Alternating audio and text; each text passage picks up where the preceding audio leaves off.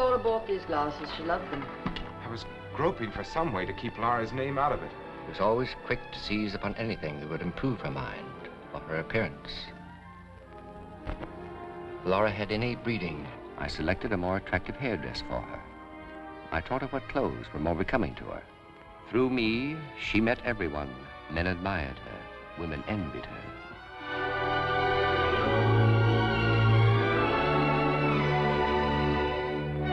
You have rarely met a girl like Laura. Few women have been so beautiful, so exotic, so dangerous to know. You're Laura Hunt, aren't you? Yes. I'm Shelby Carpenter. Want to dance? I'm not alone.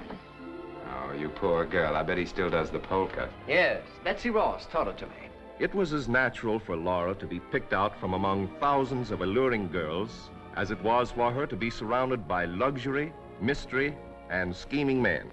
Get going. You better watch out, McPherson, or you'll end up in a psychiatric ward. I don't think I've ever had a patient who fell in love with a corpse. Miss Hunt and I were going to be married this week, you know. No, he doesn't know. And neither do I, or you, or anyone else alive. What do you mean by that? As a matter of fact, she was going to the country to think it over. She was extremely kind, but I was always sure she would never have thrown her life away on a male beauty in distress. Every woman will feel that when it comes to men, Laura gets by with murder. Every man will feel that when it comes to murder, it couldn't involve a more enticing girl. Don't worry. I told you I'd bring in the killer today. Yeah, I was just going to make the arrest when you called.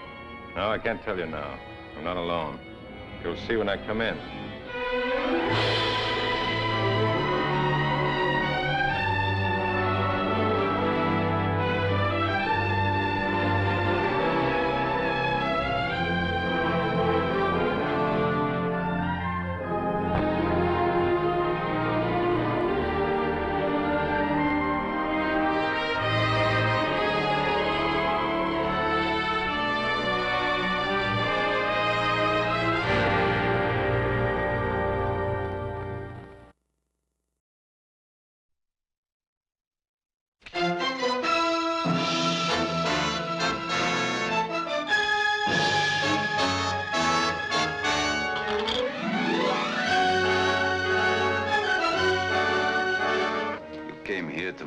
About a murder? Get rid of him.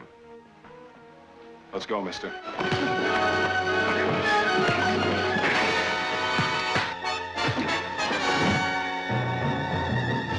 What's your pitch, Lucy? What is this information you have?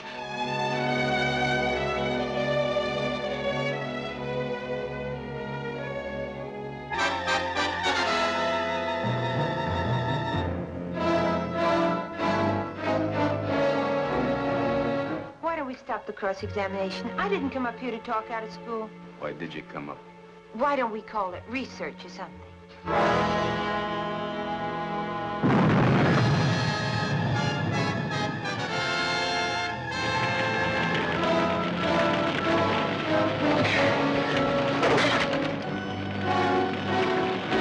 You're under suspension. Well, you better check with Lagana first. He might not approve. I'll have your badge and gun, now. It's yours. Permanently. I asked for your gun, too. Doesn't belong to the department, it's mine. I'm warning you officially. Don't try to use it.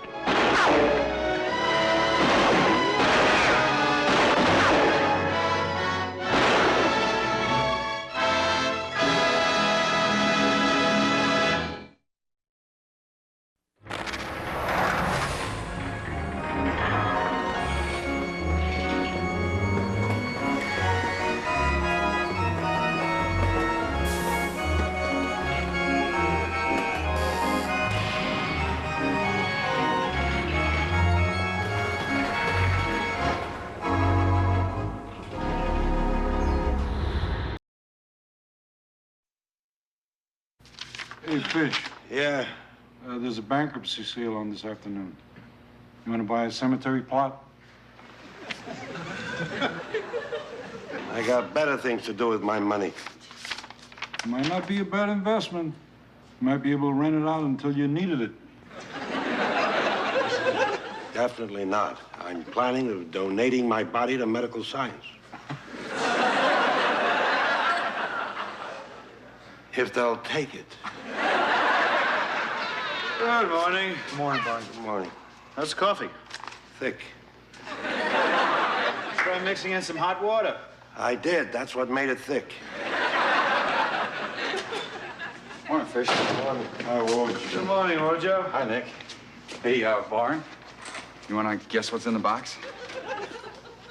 Is it bigger than a shoebox? No. Couldn't be. Then I give up. Those aren't shoes, are they?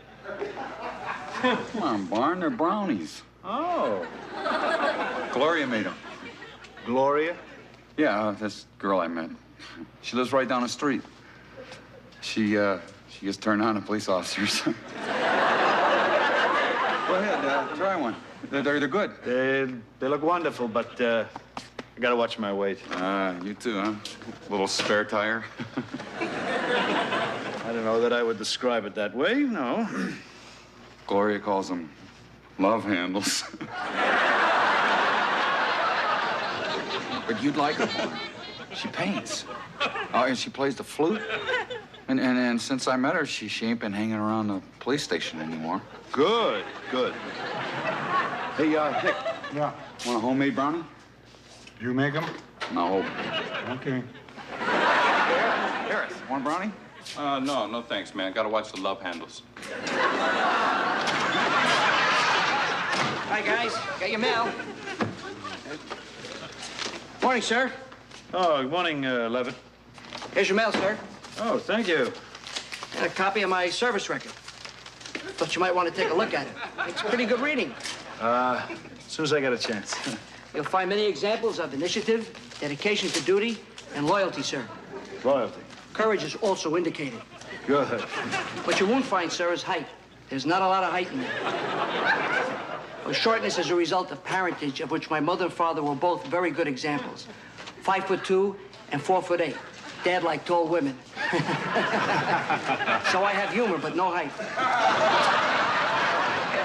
Levitt, I admire your spirit, but there are a lot of factors that have to be taken into consideration when choosing a detective. Religion. Huh? I believe there's a God. Good. I ain't crazy about the way he does things. Levitt, believe me, I got you in mind, but these things take time.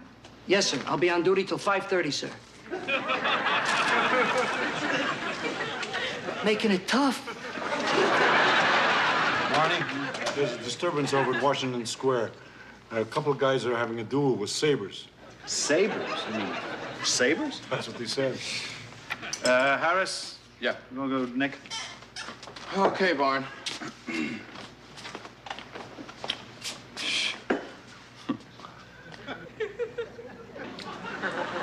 Harris.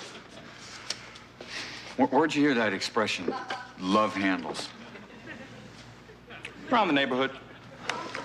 Coming, Nick?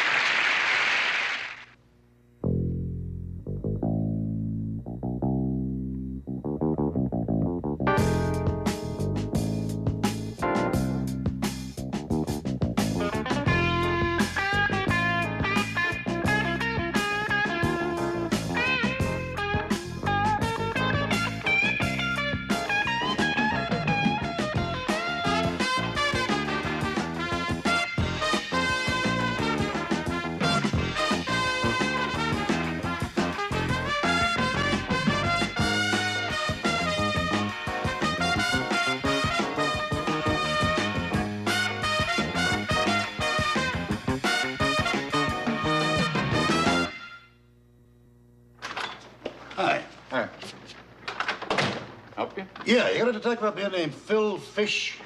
Right here. Hey, Philip K. Fish? That's right, that's me. Hey, Fish! Hey. Right, Slater. We went through the academy together, remember? Oh, Slater. Yeah, sure I remember. Hey, that had to be what? 35 years ago, huh? Yeah. How you doing? Great, great.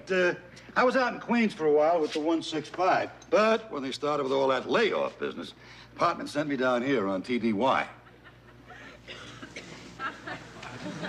Well, no kidding.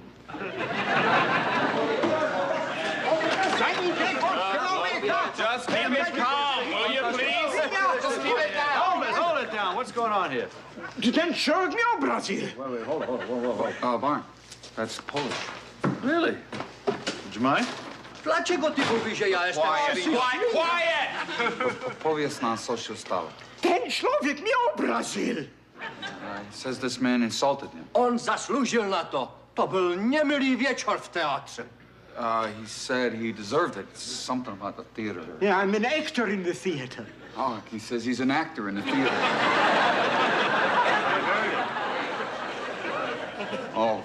Right. And I am a drama critic. I write for Polish newspaper. Natural enemies. That man attacked me publicly in the newspapers.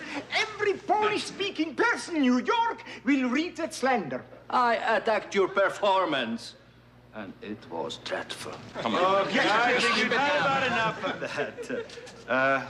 Harris, would you take Mr. Makowski. Mr. Makowski with you, and Yamana? Yeah. You'll take Mr. Chola.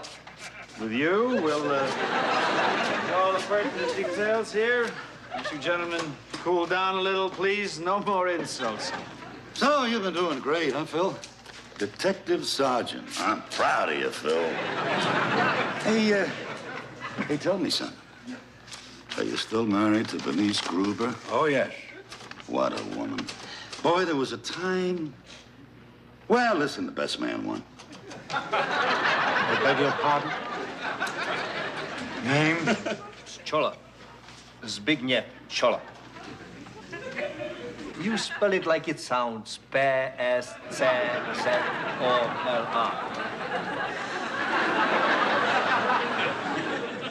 Write your number down on a piece of paper. I want to give her a call. Maybe I'll take you both out to lunch today. We don't go to lunch together very often. Breakfast and dinner seems plenty. Are you an American citizen? Not yet. Oh, I was very famous in Poland, but I must leave it 3 years ago. I see. You people in America, you don't know what it means to be oppressed. How long you say you've been here? Oh, what a dancer she was. Remember the old Glen Island Casino? Glenn Miller wailing it out there, Artie Shaw. Oh, she used to have a way of just fitting you know? Oh, look, I better get back downstairs, Phil. What do you say we talk again soon, huh? Yeah, sure. See ya, Lucky.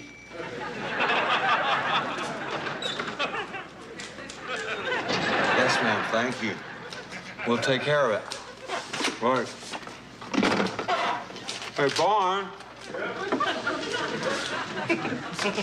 Got a burglary suspect. A woman came home and found this guy in her apartment. Where? In the bedroom. What address? Oh, here. 67 West 7th Street, West 9th Street. She went out the window, went right across the ledge and up the wall and onto the roof.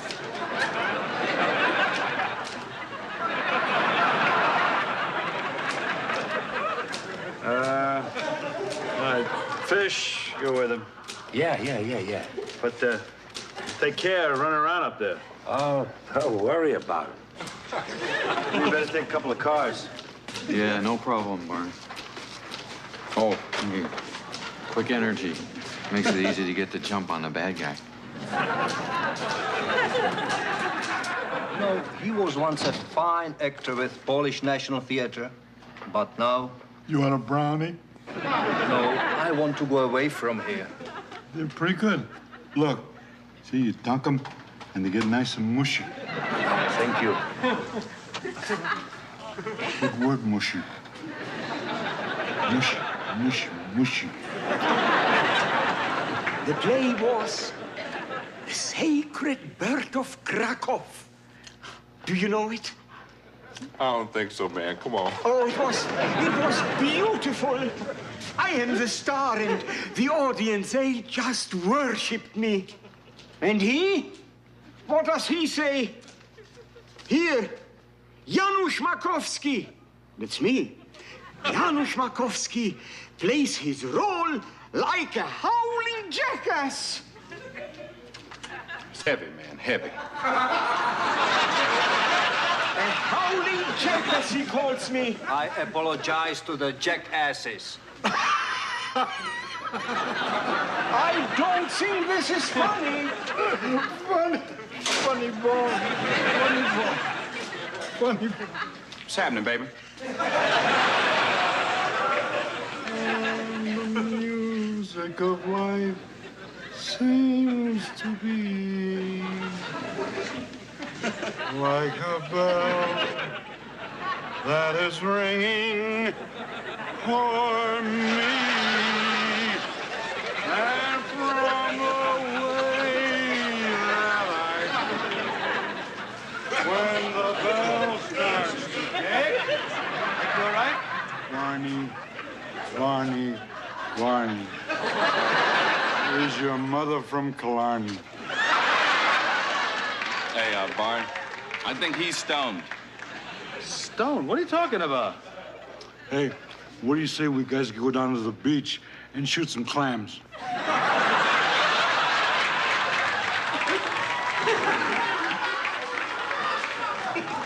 How many of these things have you had? Mushy. Yes, I think there's something in these things. Have you had any? Mm-hmm. He's out, Barn. I mean, he and Fish, or Fish and he. You think you can still function? Hey, sharp as a tack. All right. Get these things, have them analyzed. Fast, Nick. Not that way!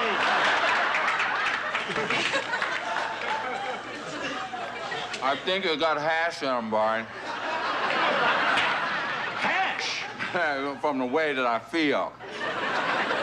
And the bell starts to peal. It's almost like being in love.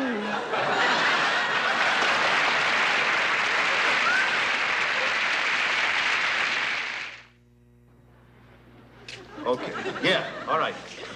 How's Nick? I like him. And you? How do you feel? Hey, never felt better. I mean, not that I can remember. You think Nick can work? Oh, sure. I mean, nothing too complicated, but he can work. Complicated? Dialing the phone. Speak of the devil. Love Precinct, Captain Miller speaking. Yeah? Right. Yeah, I thought so. Thank you. You were right. That's the lab. Laced with hashish. And I made a pig of myself. Anybody see my legs? Nick, I want you to go home. Come. They're about that long. All right. 10 toes. One's busted. You think you're straight enough to take him home? Not to worry. It looks like this. Okay, come. Take him home. Two of you, stay home until you feel better. Okay, Barn, I'll stay. But I ain't never gonna feel no better. Better not drive a car. Take a bus. Hey, Bart. If I can't drive a car, I better not drive a bus. You better go down the back way. Excuse me, sir. Hogan said you needed some help up here. All right, can you type, Levitt? Type? I take it that means yes. Yes, sir. All right. Can you spell cat? Huh? Cat, damn it. Can you spell cat? We want guys with experience up here. Harris, take him home. Yes, sir. C-A-T. Cat. Very good. See you later. Hey, Harris, do this. Yeah, okay. I heard it. It goes squish, squish. Beautiful, man. That's beautiful. What's the matter with him? gentlemen? Overwork, fatigue, tension. Right, sir. Said you could type? Type. Very Chekhovian, isn't it? More intense. Well, precinct. Acting Detective Levitt. Yes, ma'am. Hold on a minute, ma'am. Sir, Mrs. Fish wants to know should she wait dessert for Sergeant Fish. Tell her he's out on a call. Tell her he's already had dessert. Captain Miller, please, what are you going to do with us? Well, considering the absence of the arresting officers and certain other unforeseen circumstances, I'm going to release you. Oh. All I want is your word that from now on you'll find a more innocuous way of settling your differences. You promise? Promise. Thank you. Officer Levitt? Yo! I got to release you. Yes, sir. Step over here. I had to see you get a break. What's with you guys anyway? You know, you ain't human. You're a bunch of hot dogs. That's what you are. Fish, you all right? Never felt better. Wojo? Yeah, Barney, the guy rifled 3 apartments, and he tried to get away, and me and Fish caught up to him. They chased me all the way across the roof of the apartment building. Then they jumped to the bank. Jumped. The old guy just went bang, zoom, boom.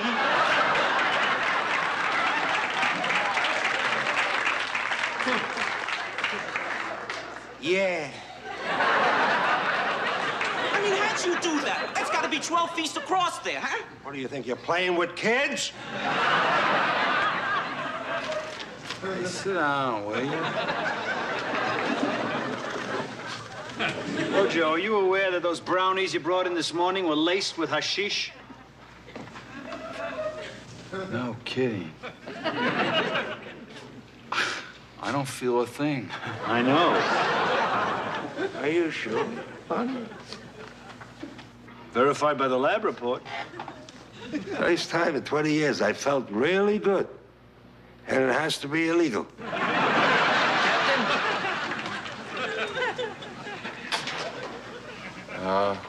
What's your name? Fred.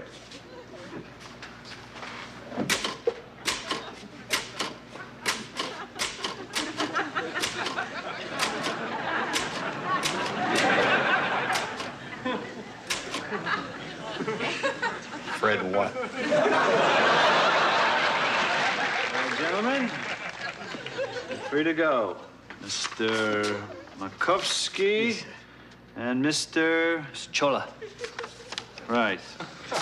Yeah. Thank you, sir. Now remember your promise. Yes. You know, gentlemen, when you think about it, neither one of you would have a job without the other. I mean, what would a critic do without actors to criticize? And Mr. Makovsky, who would ever have heard of you if it wasn't for the critics? I think maybe each of you owes the other an apology.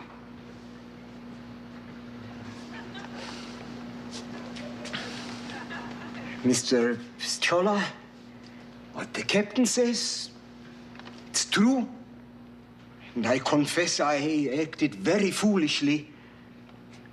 I left Poland because it was impossible to express one's true feelings, one's true commitments. And I'm deeply ashamed for trying to prevent you from expressing your own true feelings honestly and completely. Mr. Pisciola, I beg your forgiveness. You have it. With gratitude and respect, Mr. Makovsky.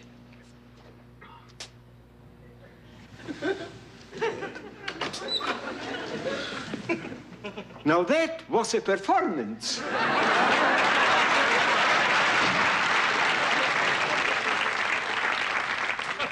Sergeant, what are these for?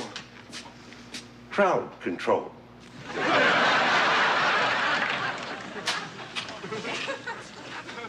Barn? Huh? How's this look? Wojo, I think maybe you better go home, huh? What's the matter? What's the matter?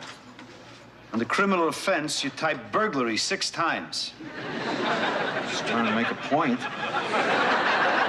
Under your arresting officer, you wrote Wojciechowicz, Chief of Police. Why don't you just get your coat and go home? Come on. Barn, I'm sorry about Gloria. Oh, okay.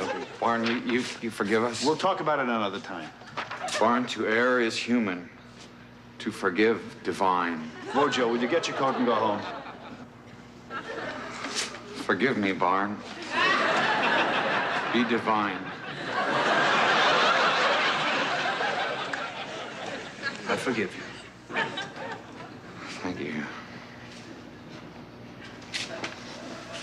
Levitt? Boy, you ask the average guy to be divine. See how far you get.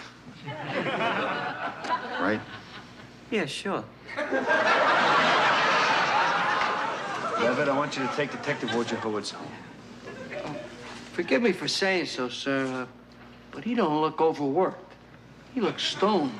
It's okay, Levitt. It was an accident, something he ate. Oh, yeah, sure. True. I mean, that's why you're up here. Detective Wojciechowicz and the others ingested a certain amount of hashish, gift-wrapped as brownies. You don't have to explain to me, Captain. It's like eating poison food. I ain't gonna say nothing to nobody. Guy's gonna know when to keep his mouth shut. You can say anything you want. Everybody's heard about it. Not for me. Levitt, just take Wojciechowicz home. Yes, sir. Thank you. You don't have to thank me, sir. You scratch my back, I'll scratch your back. One hand washes the other, right, sir? Whoa, Joe, come on, let's go. Come on. Hey, Barn.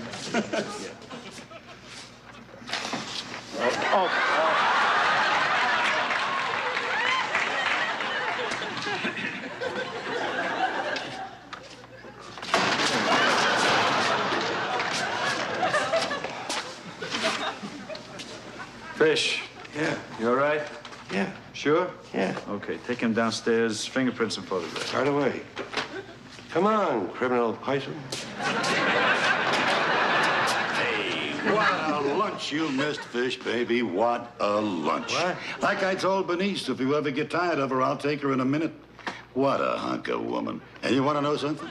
She still fits. Just a minute. That's my wife you're talking about. Yeah, I know. My woman, you understand? My companion, mother to my daughter, bed partner. Take it I'm not easy. gonna kick your behind this time, Slater. Stay away from Bernice, or you're gonna answer to me. Now beat it!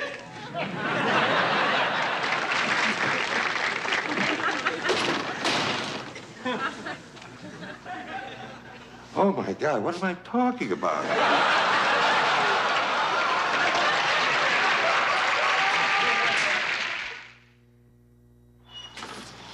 Morning, Fish. Good morning, Nick. Good morning, everybody. What's the matter with your foot? I broke a shoelace. Oh. I didn't want to stop and fix it. You can't stoop over in this neighborhood. Good morning, Barney. Good morning. Look, before it gets busy around here, I think we ought to clear the air a little. What happened yesterday was an accident.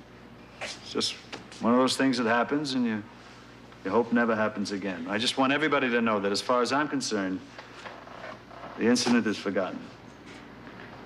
What incident is that, Barn?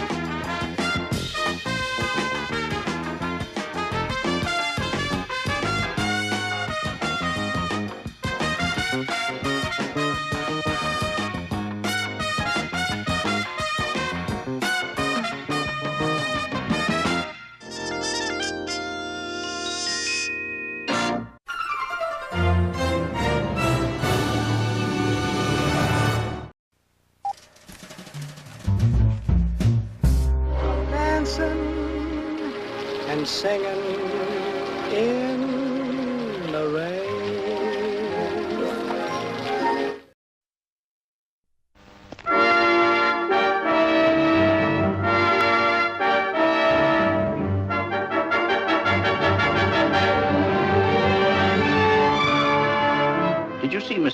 last night? Yes, as I came home, I saw him going to his apartment with a girl. That girl was murdered between 1 and 2 o'clock this morning.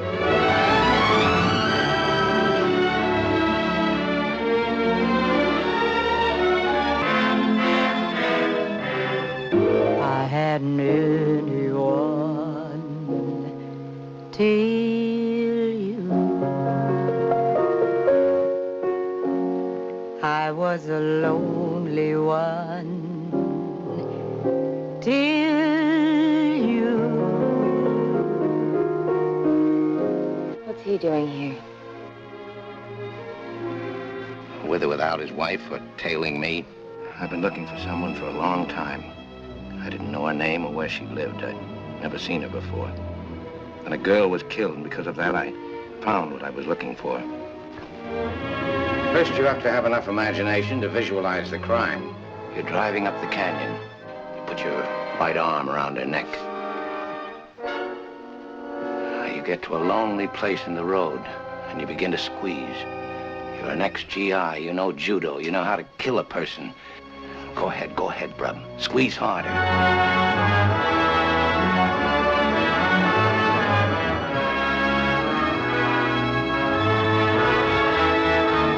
You know Dix didn't do it. You saw him after the girl left. But Lochner has a different idea. He believes Dix could have done it. I left his office feeling as though he were trying to warn me. I came here because I wanted to say these things out loud and be laughed at. But you're not laughing.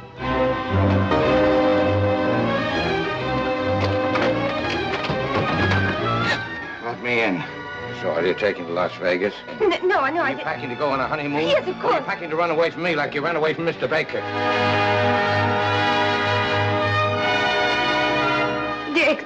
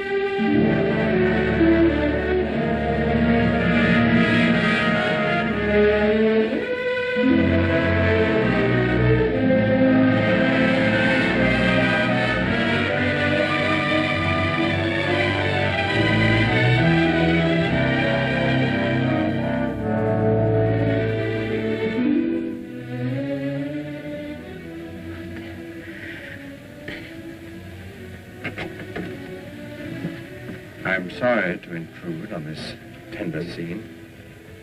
I knew her before you did, loved her before you did. I wasn't as lucky as you. I'll take care of her myself. No, not that way. I stood looking at her when she was asleep. I could have... Quiet, Alex. You are almost as impetuous as before your wedding. You barred me from that episode. Let me arrange this one. Alicia, what's wrong? I'm so glad you came. I had to. I couldn't stand any more waiting and worrying about you. There wasn't any hope you had that day. You were sick then. Yes. Yes, I'm sick. What is it? Oh, death. What is it, dear? What's wrong with you? Poisoning me.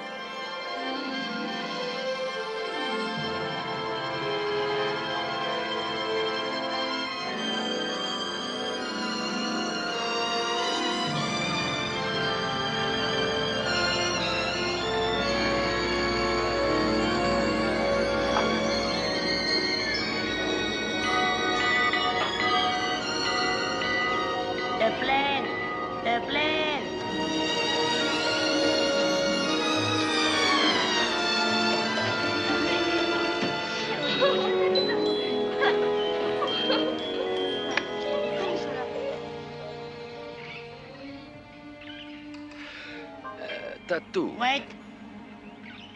You are going to say, Tattoo, what a beautiful day, right? What? Don't worry. I just read your mind. Indeed. Well, I was hoping there was a reason for your new headdress. How to Read Minds is a new book I just read. The Secret of Psychic Power Unleashed. That's how I knew you were gonna say. Tattoo, is that a beautiful day? Well, it is a beautiful day, Tattoo, but I'm afraid what I was going to say was, you have your bath towel on crooked.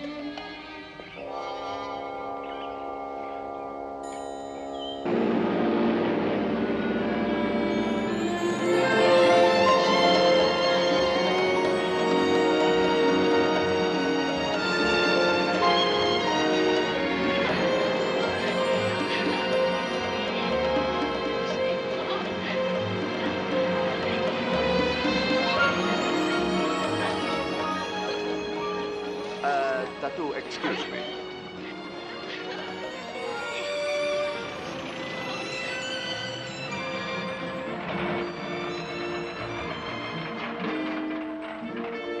Smiles, everyone, smiles.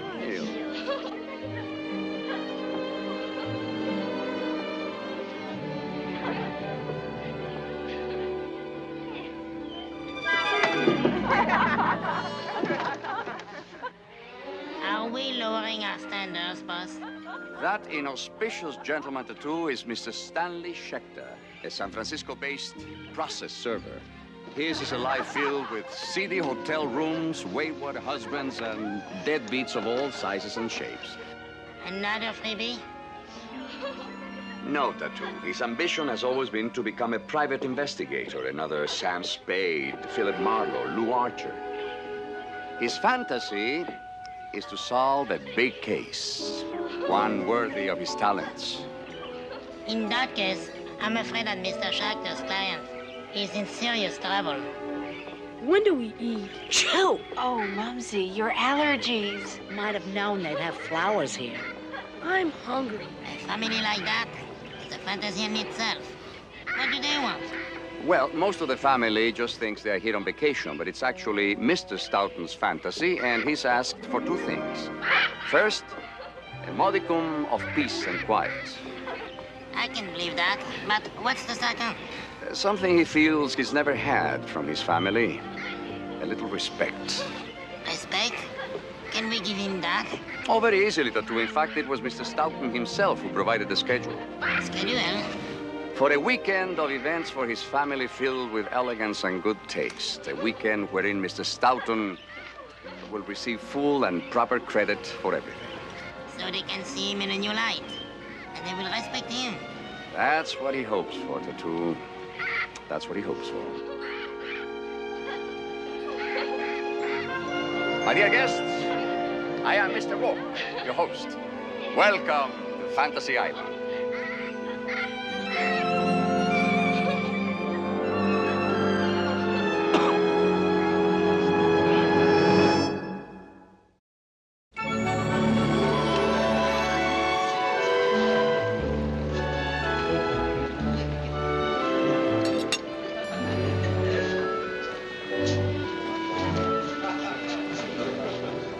Why don't you have something to eat, Mumsy? Not hungry. I don't want to eat. I just want to get to my room. Excuse me just a second. I'll be right back. Mr. Rourke. Stoughton. I'm really very excited about all this. Well, I'm so glad. You really will be able to give me what I wanted? We shall certainly try, eh, Tattoo? Mr. Stoughton, everything has been arranged just like you asked for. The accommodations? The birthday celebration for your wonderful mother-in-law and the dinner tonight. And every detail just like you wanted it. And we'll have the royal cottage, won't we? But of course. Well, I'm afraid something has come up. We won't be getting the royal cottage? Well, one of those ridiculous little mix-ups. But I assure you no harm done. You'll like the bungalow we have selected for you. Bungalow? No, but I went over all that with you, and I was quite specific. I wanted the royal cottage. Oh, I'm sorry, Mr. Stoughton. The mix-up was unavoidable. Well, if it was unavoidable. Aquí. Will you show the Stoutons to their bungalow, please? And I'll have your food sent to you. This way, please. Honey, it was unavoidable. What can I do? With him, everything is unavoidable.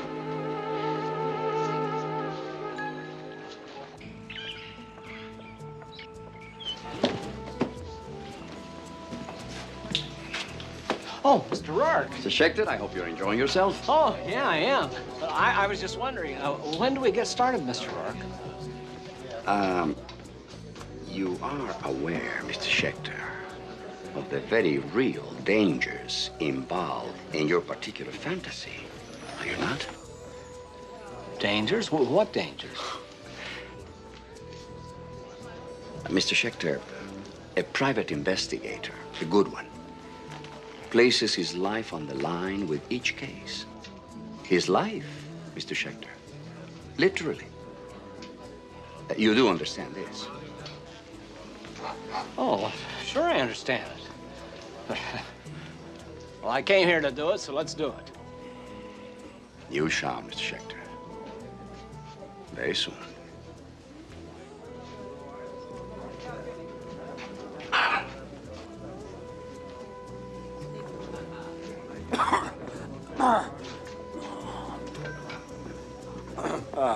Give me a refill on it, will you? And in fact, make it a double. Yes, Arthur, you do that. You tell my husband, and then you tell him about Peggy. Iris, you're going to be sensible about this. I'm tired of being sensible, Arthur. Now let go of me. And tell your protege to stay out of my way. Iris, you're going to hear me out. Hey, folks.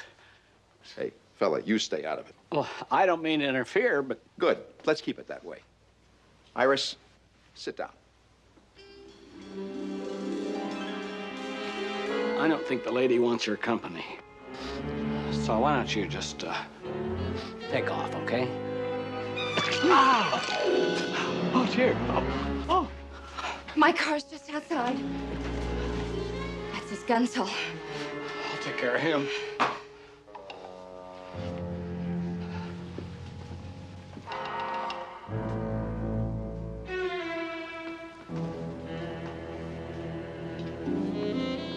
Come on.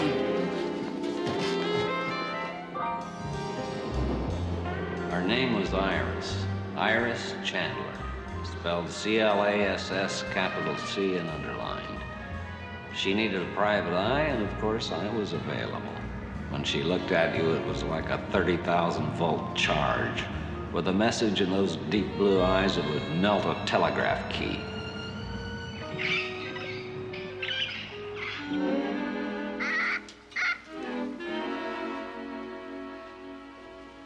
They're charging him an arm and a leg, and he lets them walk all over him. Well, I suppose we should feel grateful we've even got a roof over our heads. It's really quite a place. It's not bad. I knew I shouldn't have come. Florence, I told you. It's light, spacious, airy. Spacious? The bedroom's on the wrong side. The living room's on the wrong side. Typical tropical island, and not one lousy tangerine in the basket. You didn't have any trouble with the oranges. You don't have to pick on Arnold. If that's what I think it is, growing outside my window. Florence, he knows I'm allergic. Hey, look, we're here, and that's the main thing. Let's enjoy it, okay? You would, too, Fred Stoughton. Your own family stacked up in here like it was Labor Day weekend at Rockaway Beach, and you want to enjoy it.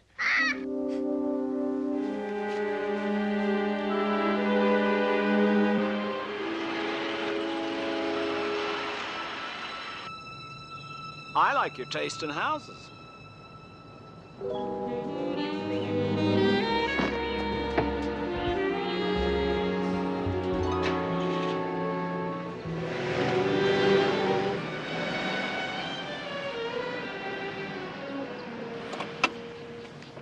Peggy, my stepdaughter.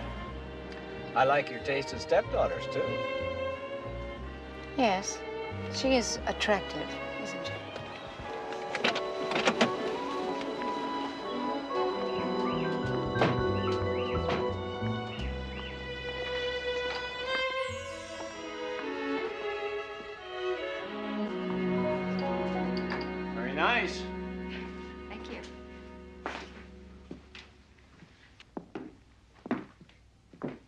You need a detective because of that guy in the bar?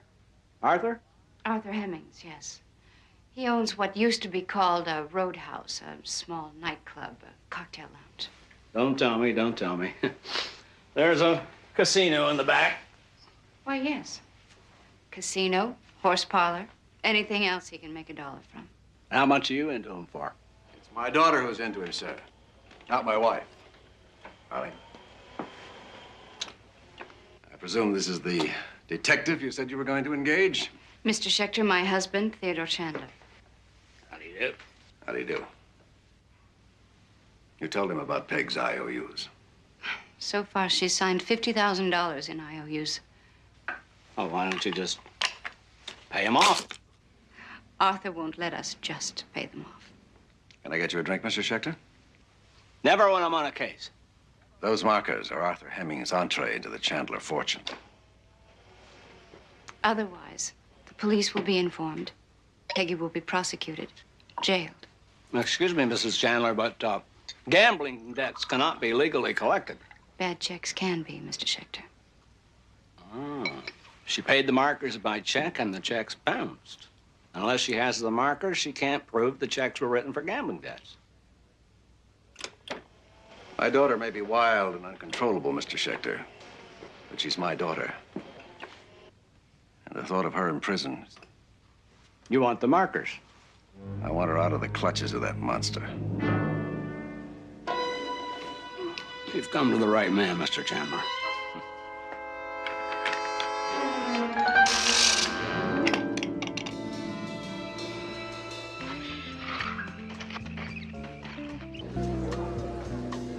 And your son, what does he do? Oh, Arnold is going to private school. Oh, that's nice. They flunked out of every regular school we put him in. He's young. What did you want to do when you were 12? I'm not sure I was ever allowed to be 12. Oh, Mr. Rourke. Stoughton, I trust you're comfortable and happy? I suppose so, considering. I was beginning to wonder, though, about the peace and quiet I was expecting, and the respect. Oh, give it time, Mr. Stoughton. You just got here. Well, I better be getting back.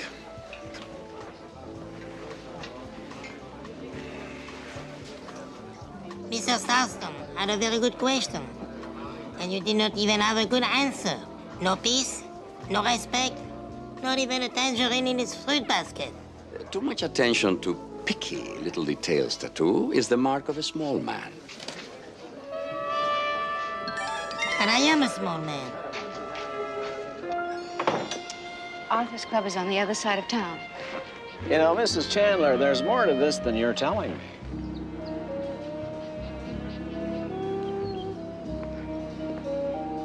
What do you mean? I mean the part about your relationship with Arthur Hemmings that your husband doesn't know. I have to know what I'm getting into here. I went to Arthur to talk to him about Peggy's debt. Sure.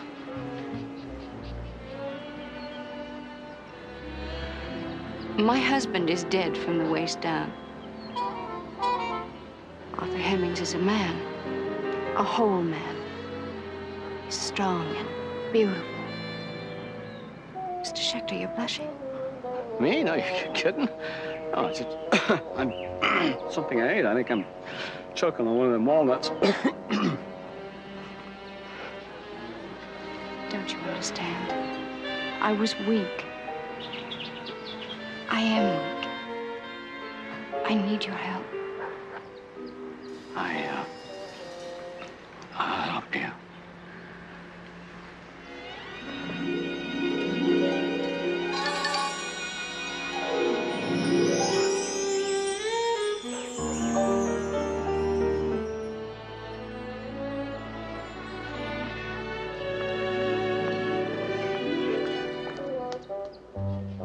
No wonder Sam Spade's suits were always rumpled.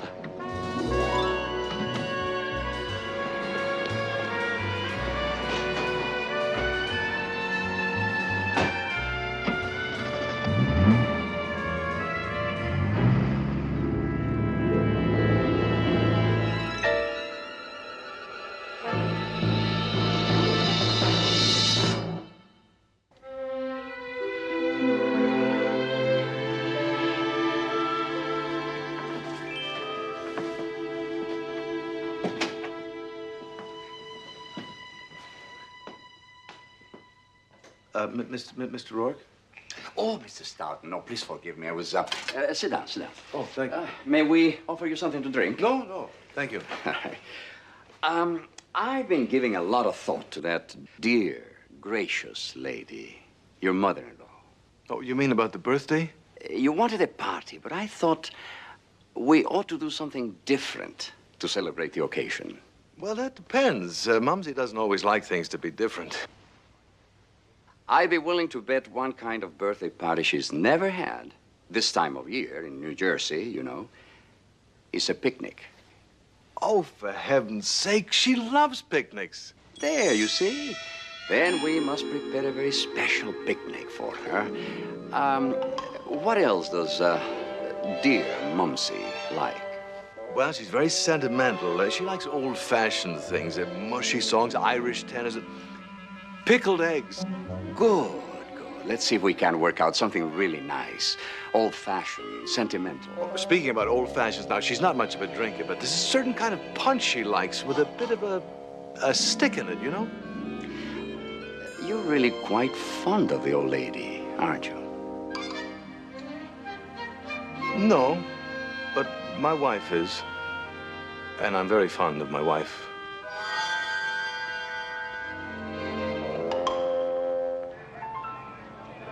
Iris Chandler had painted a pretty fair picture of Arthur Hemming's club. It looked like one of those second-rate roadhouse joints you find back east. Oh, hey, come on, Fitzy. Come on. I'm just Come on, you got fine. too much to drink. I'm going to take you home. I can drive myself home, Fitz. Peggy, give me the keys. No, Peggy, come on. You're in no condition. I'm not drunk, Fitz. Peggy, please. Arthur told me to drive you home. He's worried about you. Of course he is. He's in love with me. Bye-bye, Fitzy. Girl supposed to be being blackmailed by Arthur Hemmings. She certainly spoke well of him. Going inside, Mr. Schechter? Oh, Mr. Rourke, I didn't hear you come up. If you're gonna go inside, you better be packing a gun. Huh? A piece. A rod. You know, a Roscoe. A 38 special. That's what Bogart used to carry.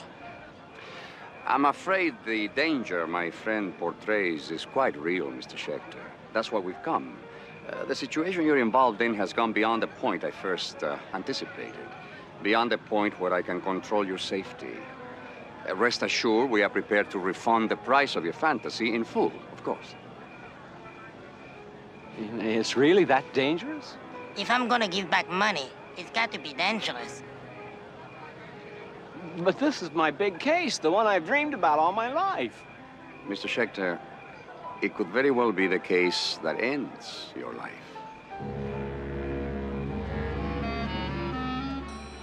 Well, if it is, then I will have gone out in style. I'm staying, Mr. Rourke. So be it. But remember, from this point on, there is nothing I can do to help you, nothing. You are totally on your own. I understand, and I'm ready. I think I've just about got this baby wrapped up anyway.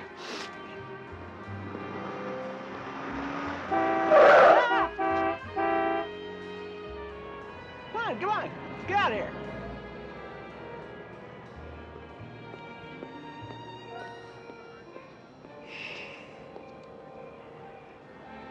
Something wrong, Tattoo? Yeah. I was beginning to like him.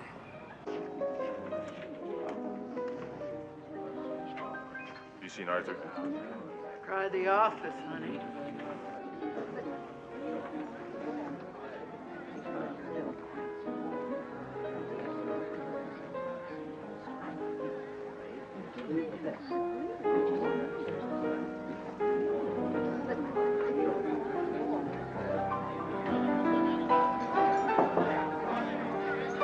Arthur? Arthur?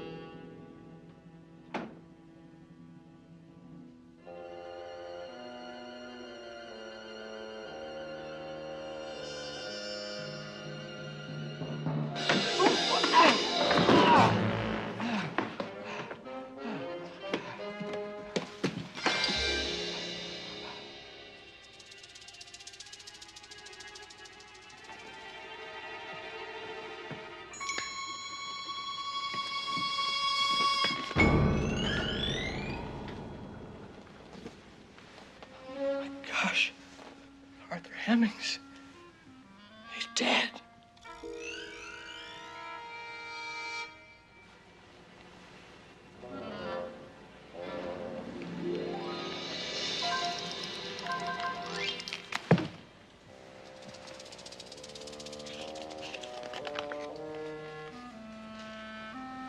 Mortimer Fox. $17,000?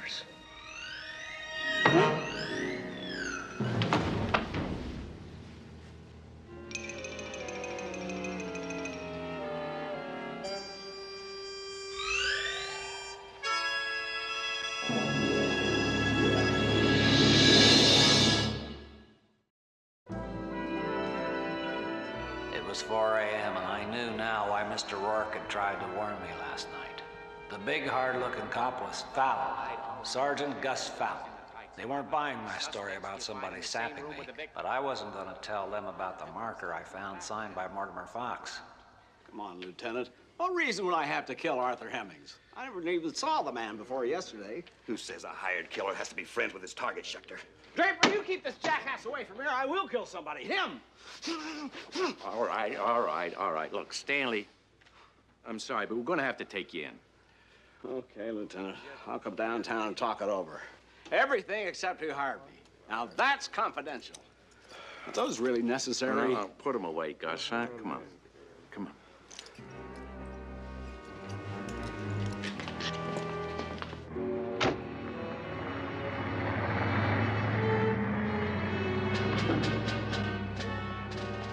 You didn't see anybody when you went in the office?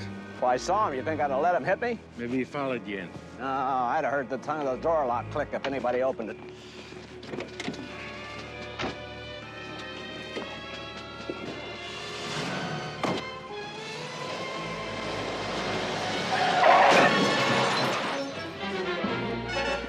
Give me your gun.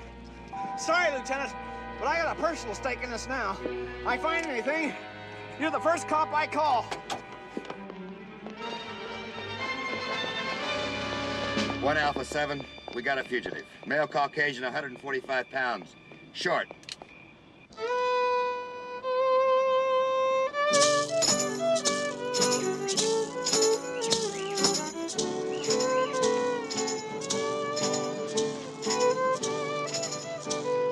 Oh, Fred, this is just wonderful. You even remembered to have them put a stick in Mumsy's punch? I've never had a picnic on my birthday before. Well, you see, everything's going to be fine. Oh, look, pickled eggs. My sister Thelma always had a picnic for her birthday. Nobody ever does anything nice for me. Monsieur, you have created a magnificent outing. Thank you very much.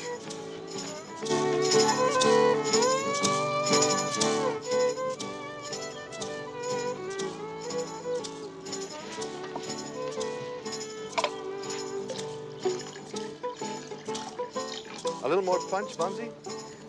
Yeah, kiddo, and this time, fill it up, will you?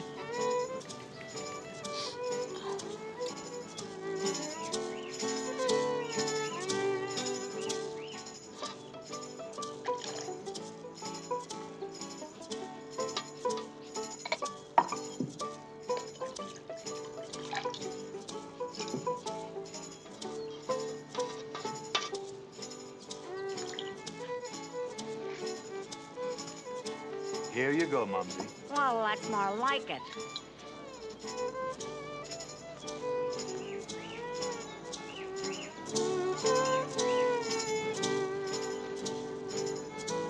Uh-oh, but they forgot to fix Mumsy's punch.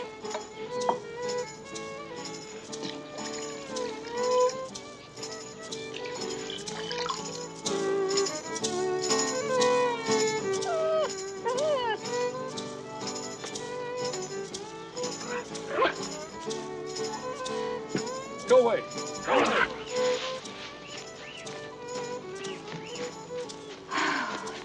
Isn't it wonderful?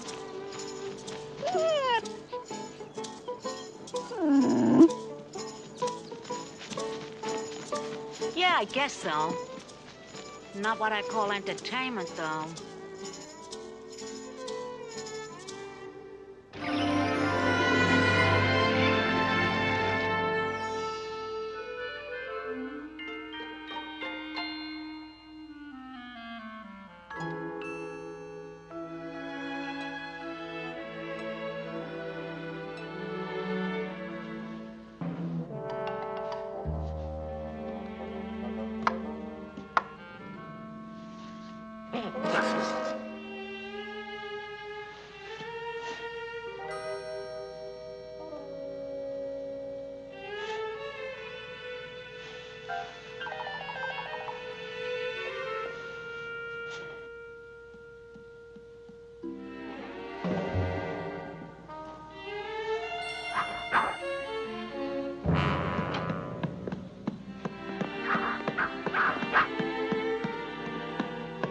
All right, all right.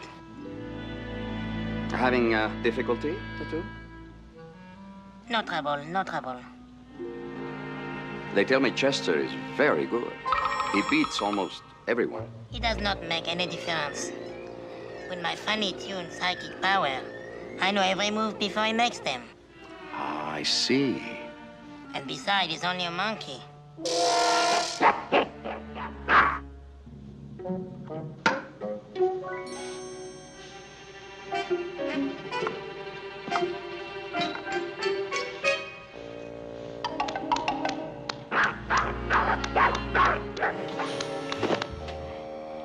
Don't you hate a bad winner?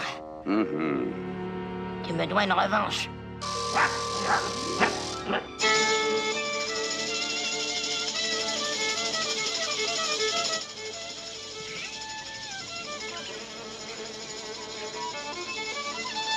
Happy birthday. I've never seen you so happy before. Never seen her so drunk before. Okay, Mumsy, here we go.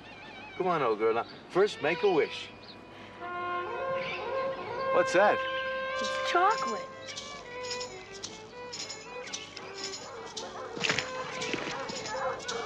Wow, things are picking up.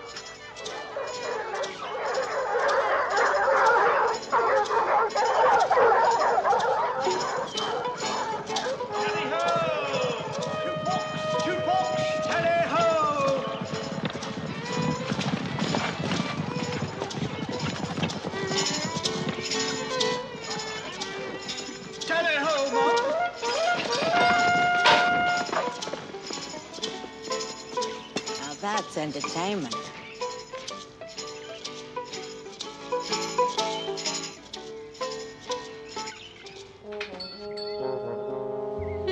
Hemming's dead, my neck on the block, and the only solid lead, the name on that marker I saw before the lights went out. Mortimer Fox, an antique dealer, no less. One of those fashionable shops you don't go to for bargains. May I help you? Mr. Fox? Yes. Perhaps something in Ming. Louis XIV. I'd prefer some information. Information? About what? About the marker I found with your name on it in Arthur Hemming's nightclub? I'm not required to answer your questions. Well, maybe not, sweetheart. But I think you'd rather talk to me than the cops. That was a mean vase. Oh, I'm sorry. Well, send me the bill. Please, please. Don't move. All right. What do you want to know? I find your IOU in the hand of a dead gangster, and then somebody saps me from behind. Now, what do you think I want to know?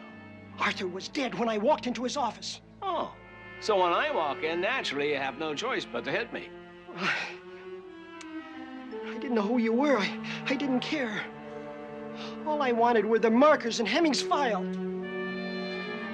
Gamblers come in all shapes and sizes, don't they? All you wanted were your markers, huh? Not only mine, everyone's.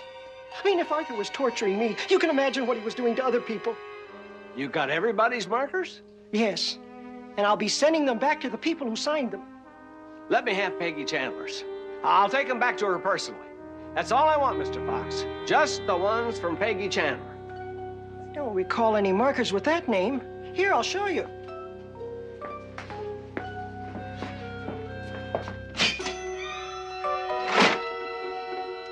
See for yourself. There are no IOUs from Peggy Chandler. Are you sure? You didn't miss any? Positive. Thank you, Mr. Fox. Thank you very, very much. $20 for the vase, okay? It was worth $8,000. Well, like I say, just send me the bill.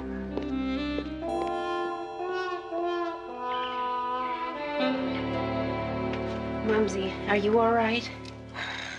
Almost got killed. Horses trampling through my birthday party. You think he cares? I told you, Florence, before you married him. That selfish man. You told me, too. Of all the places in the world we could have gone, you suppose there's any place worse than this? Oh, I don't know. The food's not bad. If nobody minds, I think I'll take a walk. Oh, sure. There goes the old macho bit. Don't mind the wife and kitty. Just get up and go. You just got up and went. Shut up, Arnold.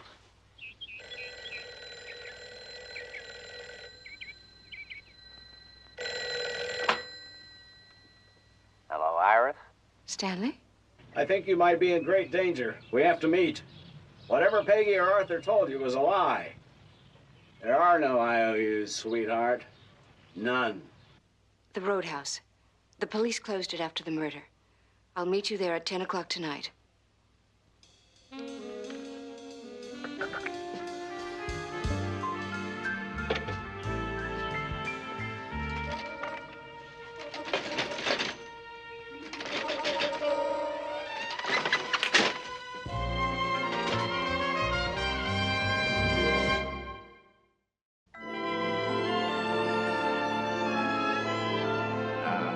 I know this bungalow was not precisely what most of you had in mind.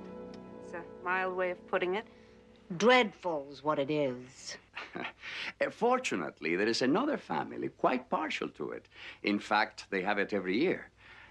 As a matter of fact, they have it this year, too, starting, well, tomorrow morning. I'm a little slow today, Mr. Rourke. Just what is it you're saying? I'm afraid I'm saying there's been another laughable little mix-up in the reservations, and, well, you are in their bungalow. Laughable? That's funny. I don't see anybody laughing. I think I have something even better for you, a marvelous suite in one of our older buildings, not so close to the ocean, so it's a lot quieter. And you won't even need to pack. Oh, you'll have a drink with me, and the staff will have you out of here within 20 minutes. Mr. Rourke, all my life, I've tried to be a reasonable man. But you finally reached my breaking point. And as far as moving, I've got a better idea. You go have a drink and figure out somebody else to flim-flam instead of me. And give them the heave-ho in 20 minutes. Someone who's not onto your style yet. I beg your pardon? You're a con man. You're a lightweight fraud. You sell reservations and don't even write them down. You promise every wild sort of service short of raising the dead, and you can't even manage a lousy picnic without making a shambles of it. It was very, colorful. There's only one thing I like less than your service, and that's your manner, which I find very condescending and flip. Flip? Oh, come on. I'm too old for that. If I want to be treated like a schmo, I can get that from my own family. That's the only thing they're good at. Are you telling me you refuse to move? Move? We'll move.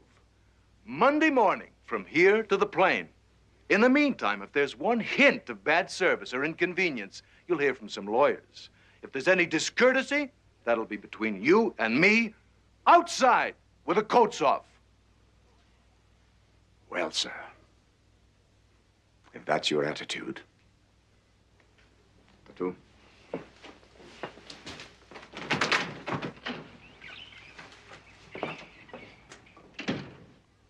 Fred Stoughton! Florence, sit down and shut up. It's happening just as I told you it would. He's losing his marbles. Oh, I'm losing a lot more than that. Roberta. You know she doesn't like to be called Roberta. Especially by you. That's too bad, because Roberta's what I'm going to call her from now on. You get that, Roberta?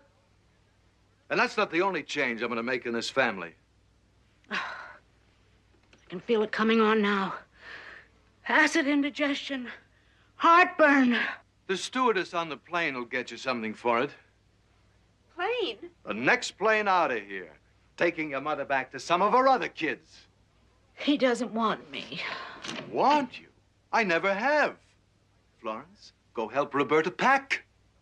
Wow, wait till they get you home. And when you're done with that, you might want to come back and help Arnold, because to coin a phrase, I'm just about fed up with our son's behavior.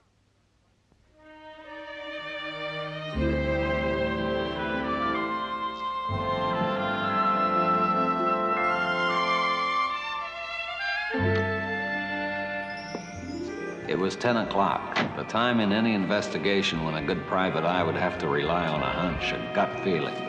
I could tell by the burning in the pit of my stomach that it was my turn to gamble, to draw to an inside straight, to bet on the gray horse.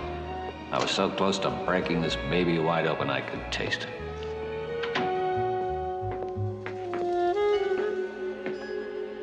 Iris?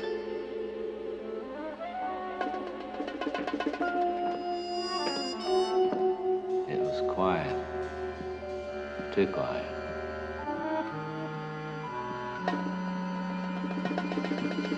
Iris? Stanley?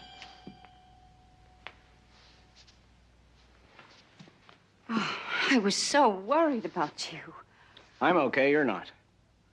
What do you mean? No Peggy Chandler markers, Iris.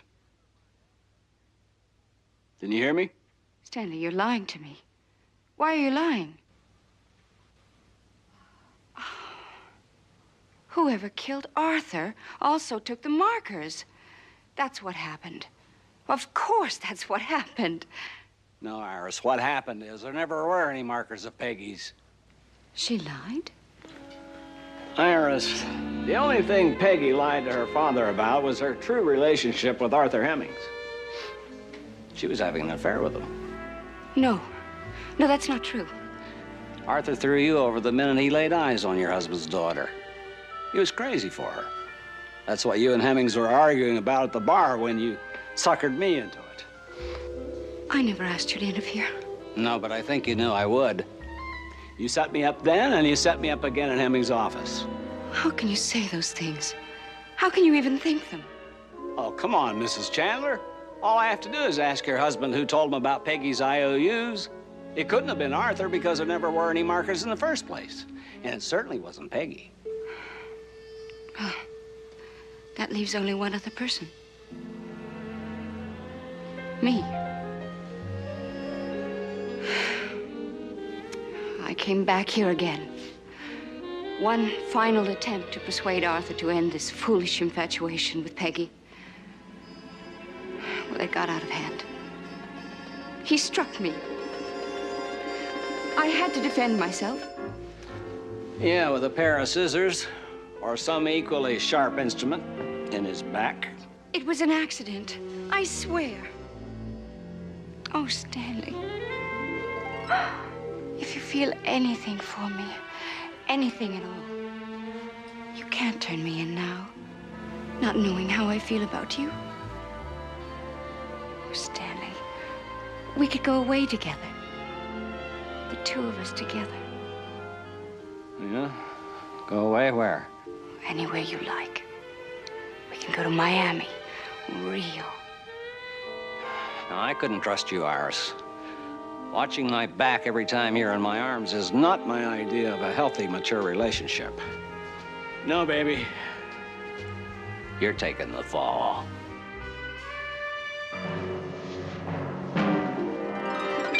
I don't think so, darling. Not this time. I don't think you'll pull the trigger.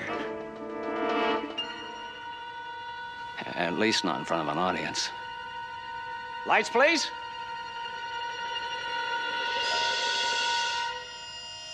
Lights, please. Did you get all that? Every word. Stanley, you did a real nice job. What about him? Sergeant, you've got your prisoner. Go on. Yeah. And don't forget to read her rights.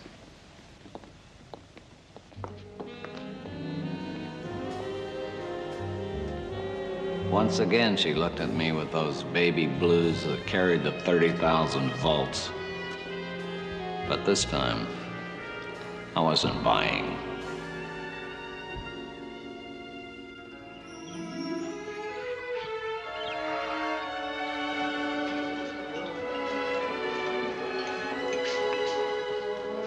At least you got him some peace and quiet. You're really proud of yourself, boss? You should have seen the old lady getting on the plane. Didn't dare open her mouth.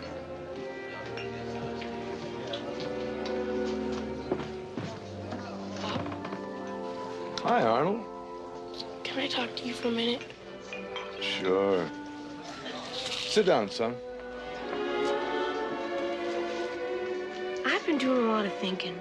That's terrific. I know you're mad at me. No, I'm not mad. I'm angry. Only dogs get mad. When they get mad, they foam at the mouth, see? No foam. You're funny, Dad. No? Wait till I tell the kids at school about you tilling up Mr. Rourke. A real hero. I'm no hero. Yes, you are, Dad. To me, anyway. Telling Mumsy off the way you did. You've really got guts. Can I buy you a drink? Sure. How about a glass of milk, huh? Fine with me. Okay.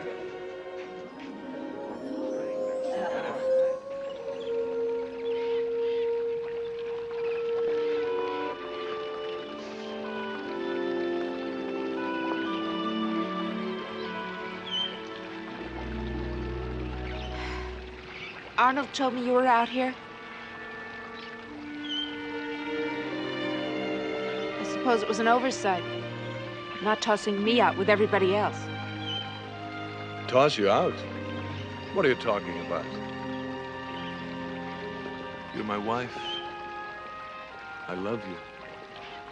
Well, if you're going to be pleasant about this, I can be just as damn pleasant as you can, Fred Stoughton. I've been telling you that for years.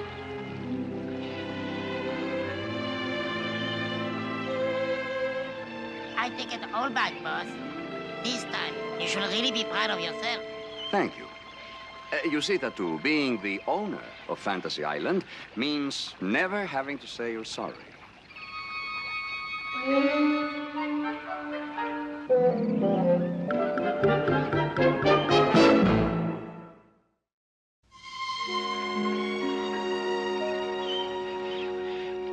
Uh-oh, here comes more trouble. Faith such as yours, Tattoo, could move a molehill. Almost. Good morning, Mr. Rourke. Small problem. Mrs. Stout and I just realized that, well, we're having such a marvelous time, And we wondered if we could stay a few more days. We don't need a big place. Anywhere Dad can get some rest. With all due respect, Mr. Stoughton, you may stay anywhere you want. Your wish is our command. thank you. Again.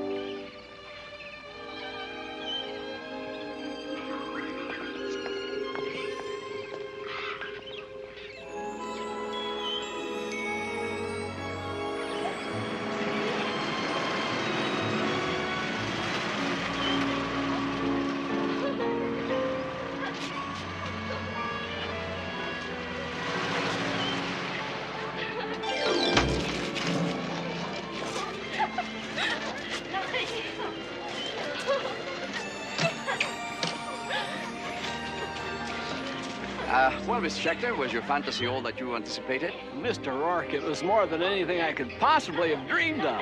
I mean, cracking a big case like that was just... Oh,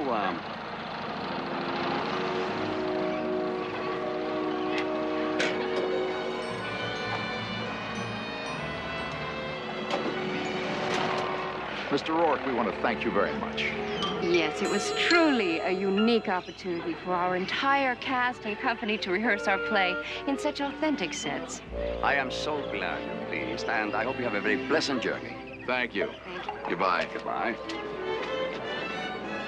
You mean it was all a play? It was all just make-believe? Was it really, Mr. Schechter? Perhaps that's a mystery you can unravel on the plane. Goodbye. And good luck. Bye. Goodbye.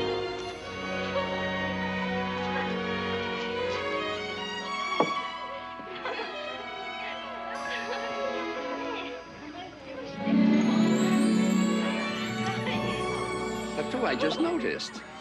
You're not wearing your turban. I give that up. I don't think there is such a thing as mind reading. Oh? Well, I suppose that's a valuable lesson to have learned. No. No what? No, you may not have a $20 advance on your salary so you can go to the disco tonight. One must learn to live within one's own budget. How did you know? I just thought to ask you a few minutes ago. Really? Mm-hmm. Huh.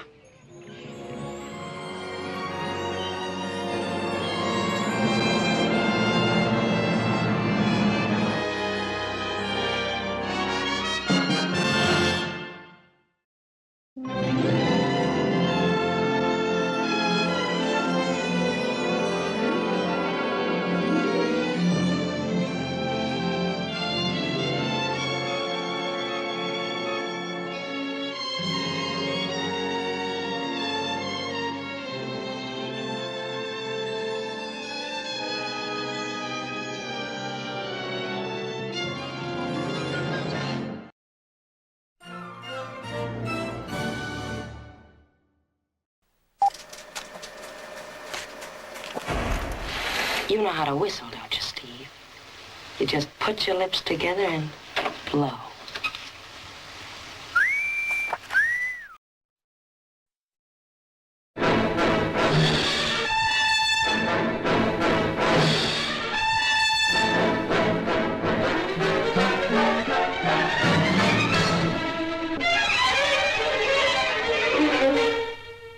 In failing to speak, you become a part of the crime. But I'm already a part of it. Because I'm a part of you.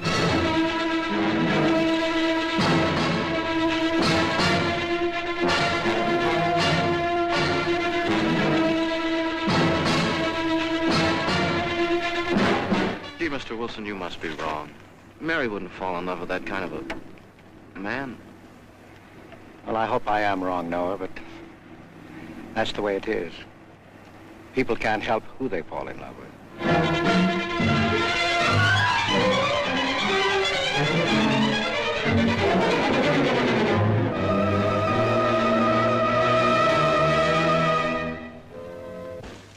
What do you want? I came to kill you. You are a fool. When they find me, they'll know you're still here. But, darling, you're on the verge of a breakdown. Any child could see you'd wind up killing yourself. Kill me, I wanted. I couldn't face life knowing what I've been to you and what I've done to Noah. But when you kill me, don't touch me with your hand.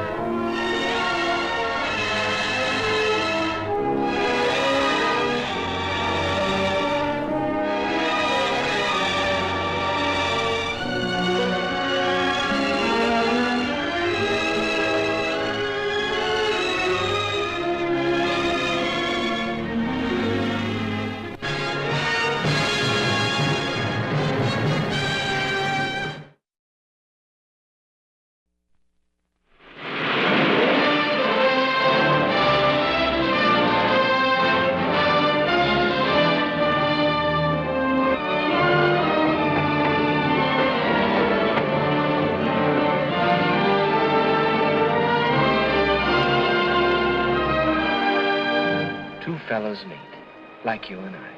No connection between them whatsoever. Each one has somebody that he'd like to get rid of. So, they swap murders. Fantastic, isn't it? You didn't know when Bruno proposed this pact that he was serious. Dead serious. You had made the mistake of speaking to a stranger on a train. And now, wherever you go, whatever you do, you find yourself dominated by his evil presence. And you, Bruno, to you, killing was the answer. Murder without clue, without motive. The perfect crime. Too perfect. And Anne, life looked very attractive to you, until the love in your heart became gripped by a terror that drew you deeper and deeper into this vortex of conspiracy.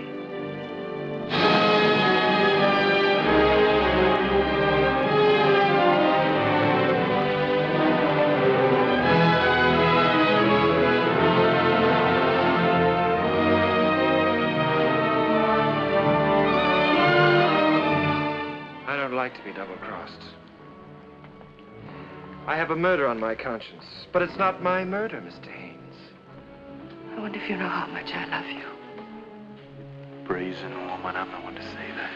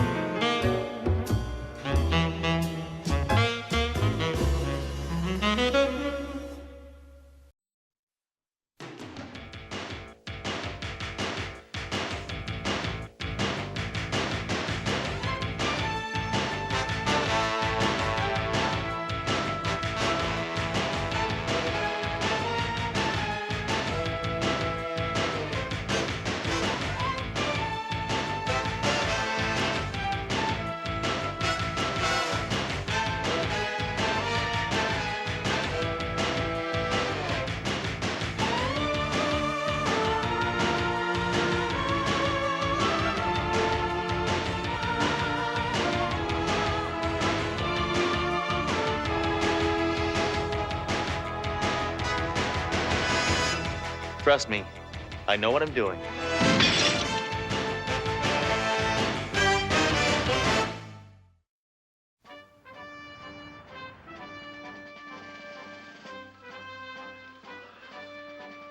Hey, buddy, I told you 3 times there's no smoking permitted in this area. Stuff it, cop. Why don't you make me put it out? I can smoke any time I want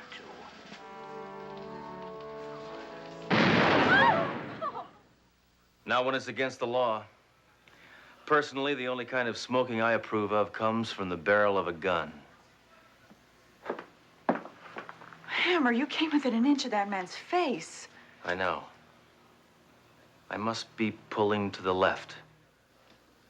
Hammer, I just got a call from the school board. It seems they've got a problem. Wait. Aren't you gonna yell at me for shooting a cigar out of that guy's mouth? What's the point? It's using psychology on me. As I was saying, the board just called. It seems they've got a problem with gangs at one of the schools in our district. It is total chaos over there. The kids aren't learning anything. The teachers are afraid to come to work. It is utter hell. How's the food? Hammer, I'm talking about Lloyd H. Langram Memorial High School. Oh, I've heard of Langram High. When did it become Memorial? About 10 minutes ago. Now, the board is asking for help from one of our law enforcement officials.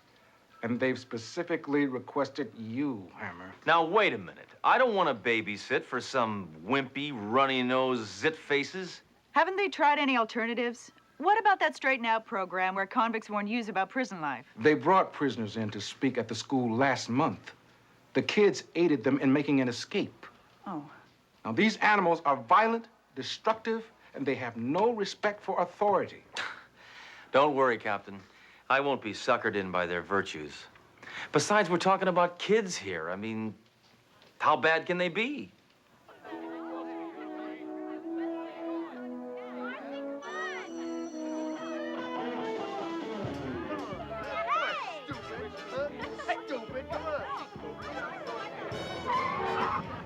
Hey, dude, that's our spot.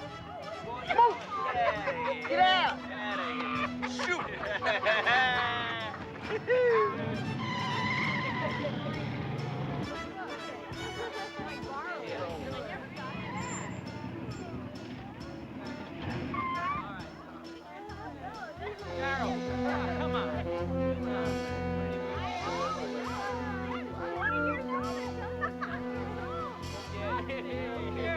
Daddy, we're leaving.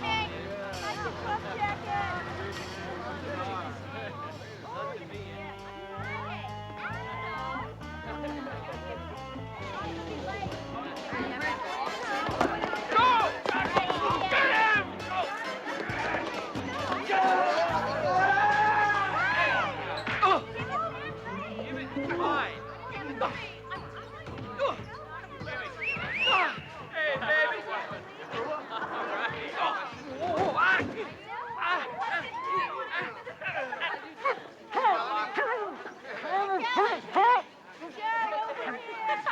I don't think it'd hurt you to miss lunch today, Porky.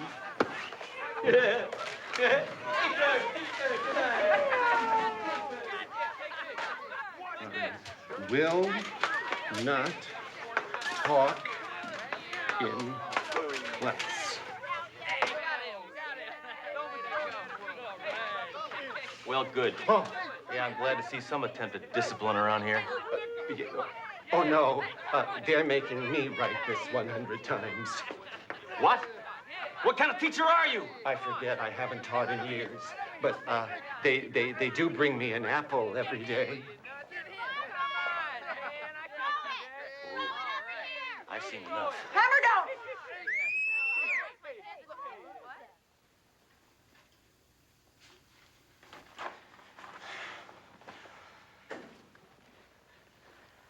Good morning, boys and girls. Now I'd like everybody to take a seat.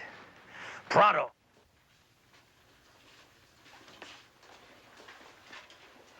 All right, you in the back. Come on, sit down. Okay. Anything you say?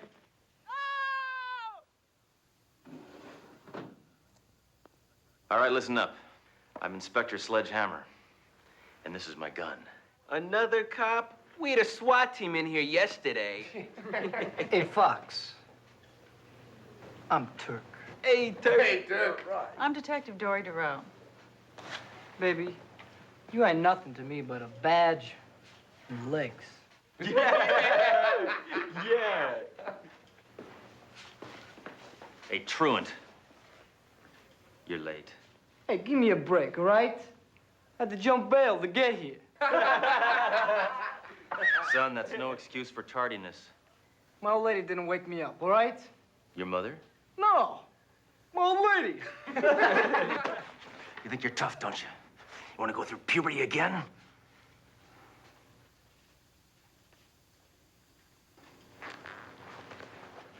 Okay, just take a seat. Junior slimeball. Whatever you say. All right, listen up. You kids have been getting away with murder. What do you mean getting away? I did 2 years. Yeah. It's time you students got a little education. Now, I may not read a criminal's rights, but at least I know how to read. Yeah? What's your favorite book? War and Peace. The first half.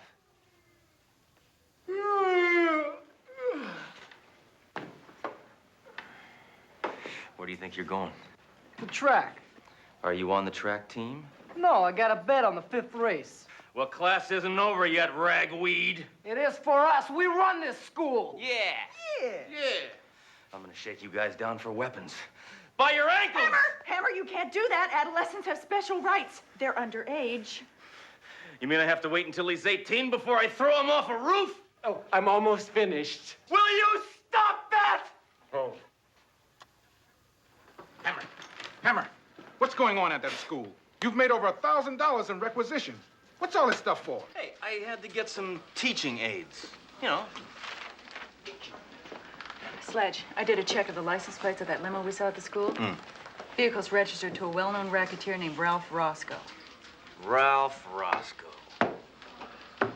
Probably a visitor for career day.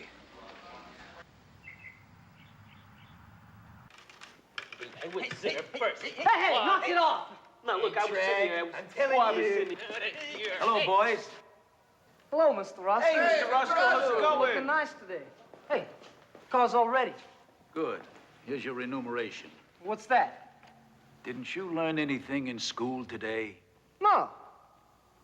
Good. Keep it that way. Cop named Sledgehammer came to speak to our class today. Sledgehammer, the flaky cop who yaks to his gun? Yeah. That's right. We told him to take a hike. Well, you're good boys. Just like your old pal Whitey here. He's my driver now. Yeah. All right. I can always use smart boys like you in my organization. Okay, thank you, Mr. Roscoe. Yeah. Hey, well, go out of the way, man. Maybe some of you junior scum can't read, so I'll tell you what the sign says. Principal. Hey, I bet with a little run and start we could flatten this flatfoot. Do it, Turk. I wouldn't back up if I were you. Oh, yeah? Hey, what the? Damn! What's with you? Oh, I'm sorry. I'm sorry. No, I was blocking the sign. No, if you'd have, I don't know where my head is at. Hey, move it. Get in the way. Come on. Hey, back up. Watch out. Hi. Good morning, grease heads. Before you enter the class, I'm gonna search you for weapons. Not without cause. You're never gonna know whether we got weapons or not. You can't lay a finger on us.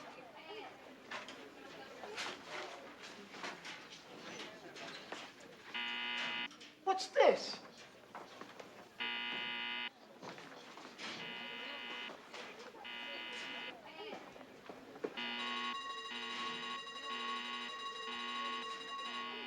All right, teen vermin. Empty your pockets right here. Come on, let's see it. Come on!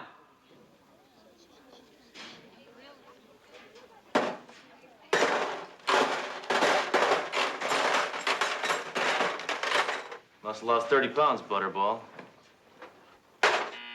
All right, hold it, creep. Oh, I'm sorry, miss. You know, once those are removed, you'll find your teeth are good and straight. Orthodontia is good.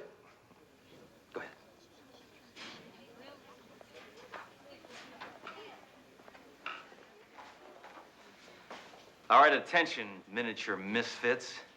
I am your substitute teacher. Mr. Hammer. Ooh, I gotta clip my nails. Hey, where's our regular teacher? He took an easier assignment. As a janitor at Chernobyl, you have impeded the learning process for the last time. You are now going to learn something. We're going to start with the basics.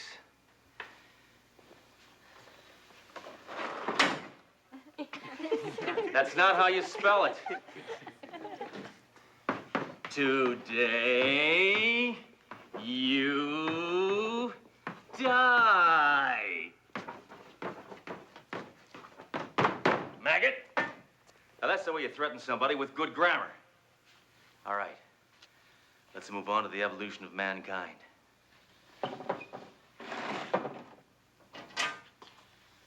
Modern man. Caveman. The missing link. Turk, can you prove you're a Homo sapien? I'm normal. I know plenty of girls. That's it, Hammer. I ain't taking no more of you. You're pretty big with a gun. How are you with your fists? Don't expect that sweet talk to gain you any brownie points. Tear him apart, Turk! Come on, Turk! Remember, can't touch me. I'm a student. You keep this up, Turk, and you're gonna be a shoo-in for class clown. Well, at least you're learning to dot your I's.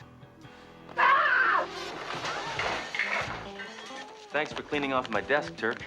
You're becoming a regular little teacher's helper. Nobody makes a fool of Turk. Too late. It's already happened, kid. Get him, Turk!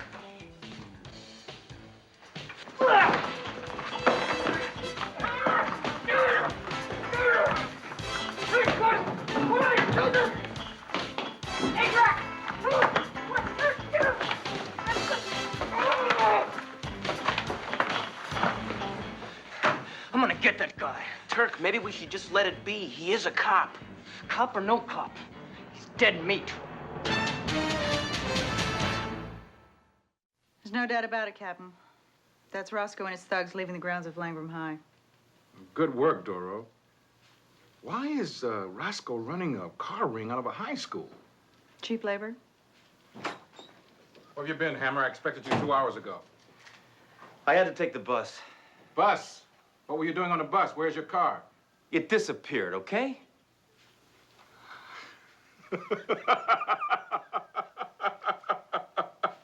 Somebody stole Hammer's car. Well, don't worry. I got a pretty good hunch where it is. The Deucers have graduated to auto theft. Hammer, yours isn't the first car they've stolen. They're working for Roscoe. Give up on those kids. Doro, I'm surprised at you. Your instincts are usually so nurturing and caring. Hammer, they're rotten apples. They're hopeless. Hopeless? Yeah? Well, I knew another kid that was hopeless. He made it tough on everybody in school. He was a bully, so busy proving how tough he was, he didn't care what he did to anybody. He ran the school ground, he disrupted the classroom. And I suppose you took care of him. No. You see, that bully was me. But I learned a lesson. If someone gives these kids the proper guidance, they can do wrong for the right reasons.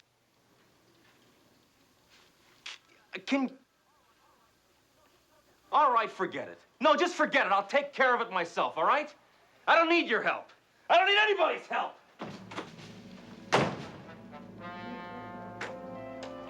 Doro, could you give me a ride to the school? Because kids stole my car.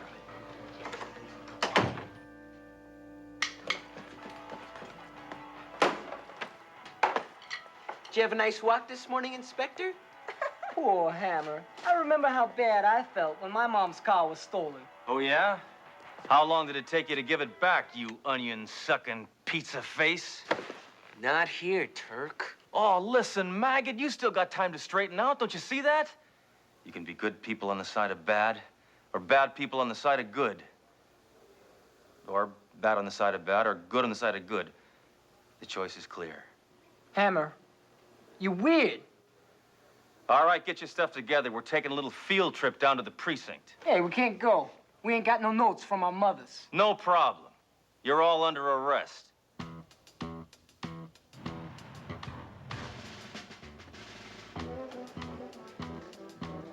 Welcome to the precinct, fellas. Now, you can just sort of think of this as a kind of a club med for scum. Come on, cop! Try to lock me up! I want to kill people! What's wrong with him? Too much caffeine. Hammer, we don't have time for a guided tour around here. Those delinquents will see the inside of this precinct soon enough. Get rid of them. That's my boss, Captain Trunk. Now, you see how much he cares? Okay, Hammer, we're real impressed. Can we go now? Look, let's just get right down to it. Now, I got you guys pegged. You like shoving people around? You like driving crazy? Well, why not get paid for it? Consider a career in law enforcement. Us? Cops? Cops is jerks. Jerk? No, look. You don't understand. You eat free in restaurants. You never have to stop for a red light. You get to meet lots of interesting people and put them in a chokehold. Spare us, Hammer. We got our own career plans. Yeah, I know about your career plans. You think you got a future with Roscoe? That's right. I know about him. I know a lot about him. And he's cheating you guys. What are you talking about? Duro? Roscoe, his assets include Swiss bank accounts, luxury condos in Maui, and the upcoming plot lines on Dallas. He gets you to steal a car for $500, then he turns around and sells it for $5,000. Yeah. You're some smart guys, all right. Can we leave now? I gotta go to church. It's my turn to steal a collection plate.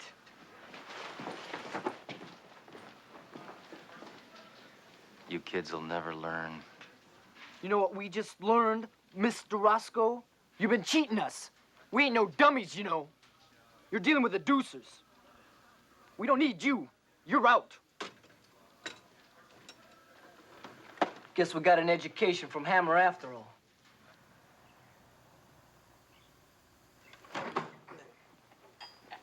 Hey, this is the first time we ever stripped a cop car. What color should we paint it? Yellow. Yellow? Yeah. Well, well, well, if it isn't Turk and the Deuces. Mr. Roscoe, I told you our business with you is finished. But my business with you isn't. All right, boys, lock all the doors. Nobody, but nobody cuts me out of the action. It sets a bad example. Then I have to make an example. For example, you. Boys. Against the wall. Come on. Move it. Wait a minute. Mr. Roscoe, what is this? St. Valentine's Day is going to be a little early this year. Turk, do something. Look, Mr. Roscoe, can't we have another chance? Forget it, Turk. I was going to get rid of you and your gang sooner or later anyway. I can always find some other dumb kids to work cheaper for me. But you said you could always use us. And we are. We're going to use you for target practice. Maybe we should have listened to Inspector Hammer. Shut up! Let him have it. Hold it, Roscoe! These kids are under my personal supervision. It's Sledgehammer! Waste him!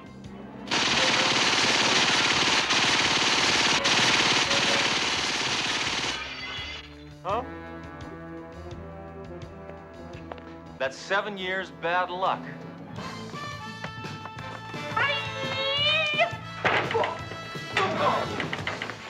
Didn't I tell you kids it would lead to this, huh? Didn't I? Yeah, you told us. See how exciting police work can be?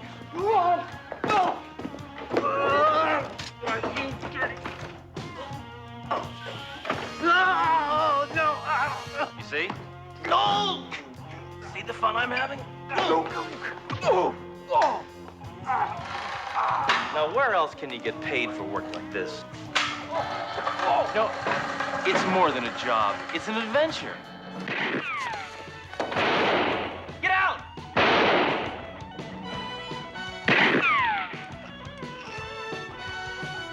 He's over there! I know!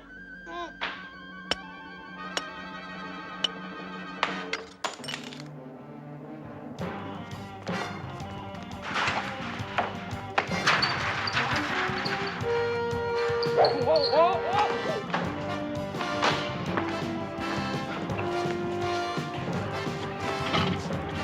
Look out, Hammer!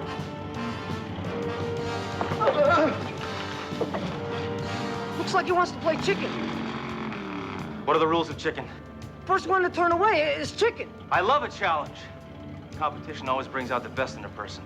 Roscoe's got a car, and you don't. He cheats at everything. Aren't you afraid of dying? I don't know. I've never tried it before. I guess this is my final exam. Well, if I don't pass, it's goodbye, Mr. Chips.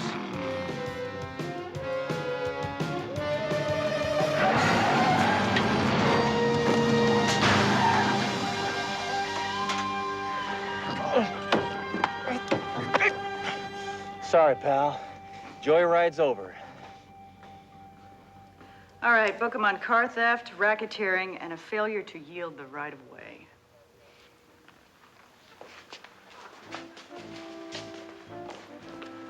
I was scared, Hammer. I was really scared. I mean, you was right all along. I was only acting tough because inside I was afraid. Hey. Enough vulnerability. I'm taking your advice, Officer Hammer. When I graduate, I'm enrolling in the police academy. I'm gonna be a police officer, just like you. I wouldn't mention this to Captain Trunk. For now, the least we could do is put your car back together for you. Show 'em, boys. Well, that's a nice gesture. Isn't that nice, Hammer? Darn it. Now, what have you do-gooders done to my car? What's the matter? It looks nice for once. It just doesn't feel right. There's something missing.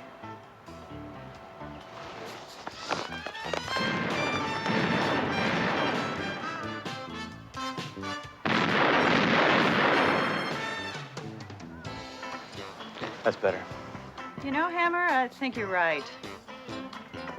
Wasn't there a dent here? Thank you, Duro. Now, that's me. Yeah, I thought so.